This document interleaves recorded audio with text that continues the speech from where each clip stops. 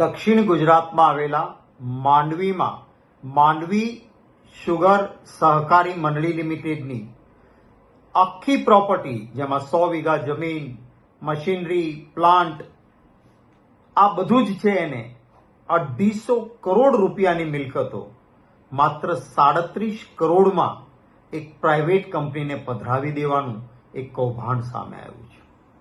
આ માંડવી શુગર સહકારી મંડળી, જેમાં 55,000 ખેડૂત સભાસદો છે અને આ ખેડૂતોના 26 કરોડ રૂપિયા છે, એમાં સરકારના 20.5 કરોડ રૂપિયા છે. જે બેંકે માત્ર 37 કરોડમાં આ પ્રોપર્ટી બધી પધરાવી દેવાનો પ્લાન કર્યો, એ બેંકે લોન આપતા પહેલા આ બેંકે પોતે વેલ્યુએશન કરાવેલું છે અને એ વેલ્યુએશન પ્રમાણે માંડવી શુગર સહકારી મંડળી લિમિટેડની મિલકતો એ 250 કરોડ રૂપિયાની છે. થોડા જ સમય પહેલા જે એના 250 કરોડ હતા એના 37 કરોડ થઈ ગયા. જે કાયદા નીચે બેંકે આ હરાજી કરી છે, એ કાયદો જે કોઈ પણ સંજોગોમાં સરફેસ એક્ટની જોગવાઈ મુજબ સહકારીઓમાં વાપરી ન શકાય. શું કલેક્ટર શ્રી આપે મંજૂરી આપી છે અથવા ગુજરાત સરકાર શું આપે મંજૂરી આપી છે? કારણ કે આ સહકારી મંડળી છે અને સહકારી મંડળીના કાયદા મુજબ જો કઈ પરિસ્થિતિ એવી ઊભી થાય તો મંડળીને ફડચામાં લઈ જવી પડે. શા માટે આપણે ફડચામાં નથી લઈ જતા?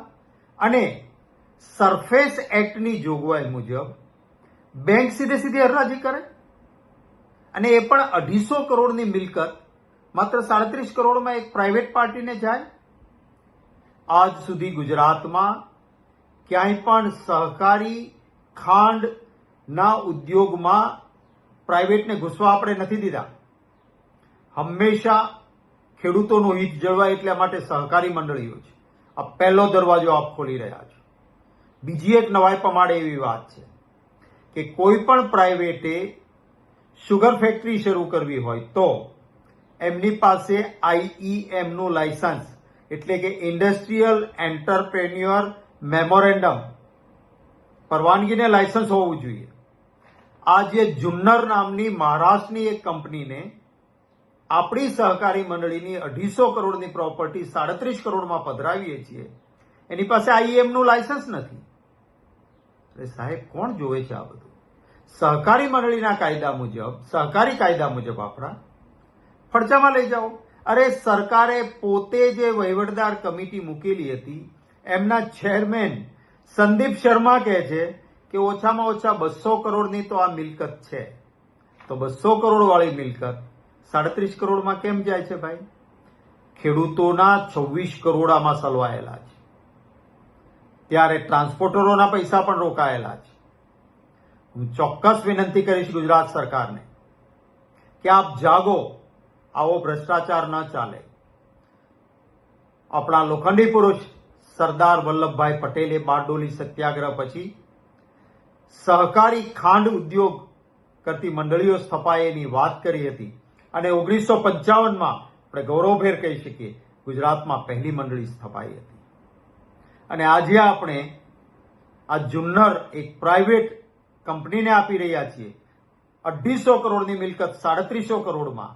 મેં ઇન્ટરનેટ ઉપર જોયું ને તો આ જે જુન્નર છે એમાં ભાજપના એક સહયોગી પક્ષના MP ડાયરેક્ટર છે. મારો સવાલ છે કે શું આ એટલા માટે તમે આપો છો કે તમારા સાથી પક્ષના સંસદ સભ્ય છે તો ગુજરાતના ખેડૂતોના 250 કરોડ લૂંટી અને 37 કરોડમાં લઈ જાય? ક્યાં છે રજિસ્ટ્રાર શ્રી? અરે ક્યાં છે ખાંડ નિયામક શ્રી? તમારી પણ જવાબદારી છે. લડવું પડે કોર્ટમાં લડો. નાક દબાવો. બેંકો આવી રીતે સીધી હરાજી ન કરી શકે. આપણું વેલ્યુએશન છે એ બતાવો. અને આ પ્રોપર્ટી આપણી જે માંડવી સહકારી ખાંડ ઉદ્યોગ લિમિટેડ મંડળી છે એ બચે એ માટેની જવાબદારી સરકારની છે. ગુજરાત સરકાર અને ભાજપ સરકાર કેન્દ્રની પણ. માનનીય વડાપ્રધાનશ્રીને પણ વિનંતી છે કે આપ મોકલો ને ઈડી, મોકલો CBI. આ સૌથી મોટો ભ્રષ્ટાચાર છે. ગુજરાત લૂંટાય છે. આપ મૌન ના બનો, આપ પણ એક્શનમાં આવો અને 55,000 ખેડૂતો, જેમાં મહદ અંશે આદિવાસી છે, એમના હિતોનું રક્ષણ થાય એવી માંગણી કરું છું. ऐसे ही अन्य खबरों के लिए चैनल को सब्सक्राइब कीजिए. खबरों का नोटिफिकेशन पाने के लिए बेल आइकॉन को जरूर दबाएं.